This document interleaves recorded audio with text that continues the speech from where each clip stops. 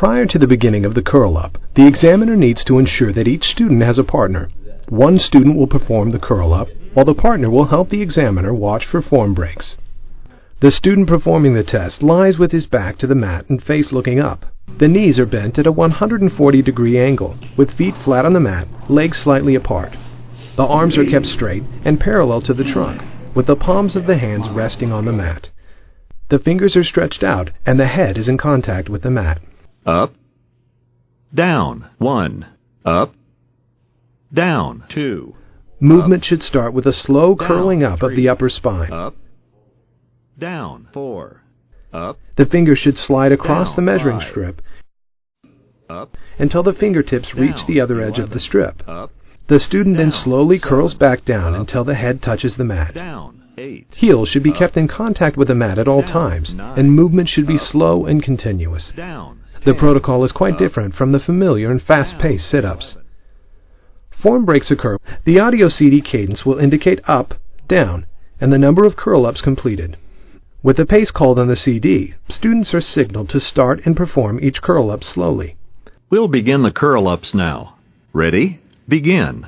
When the student's heels are no longer in contact with the mat, when the head does not touch the mat as the student curls back down, when movements become jerky, when the student stops to rest, when the student cannot keep up with the cadence, and when the fingertips do not touch the other edge of the strip.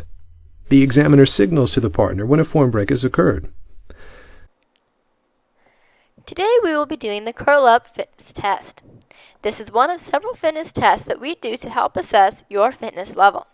Today's test measures your abdominal strength and endurance. In just a few minutes, the teacher will select either the boys or girls to go first. This will be determined by who appears to be paying the most attention to these video instructions. The test will start with one partner taking the test first and the other partner being their helper and counter. The person taking the test will lay on the mat with their feet past the mat and on the floor. It is the job of the helper to tell the person taking the test to scoot their body either forward or back until their fingertips are on the edge of the black line that is located a few inches above the edge of the mat.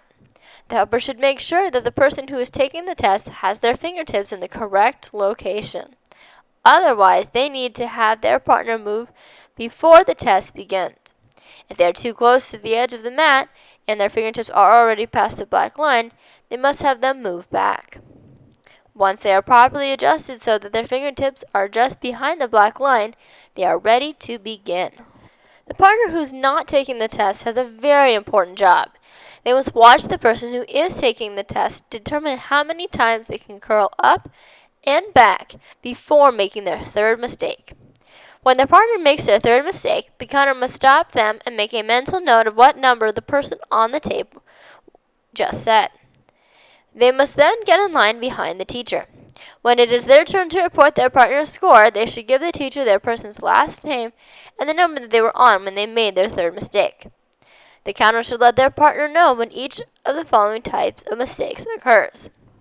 A mistake occurs if your partner's hands or feet come up off the mat. Their fingers must slide or crawl from behind the black line to the edge of the mat. If their hands come up from the mat or if their feet lift off the mat, that is considered a mistake. They must go all the way up and all the way down.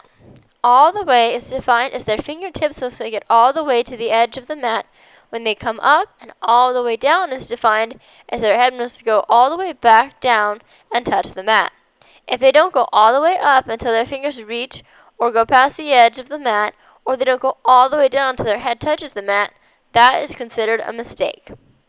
The final type of mistake that they can make is if they don't keep up with the pace of the person on the tape. When the person says A, they should be laying down on the mat. When the person says B, the partner should be curled up with the fingertips extended to or past the edge of the mat. Don't forget to let your partner know when they make a mistake. When a mistake happens, let them know what they did wrong.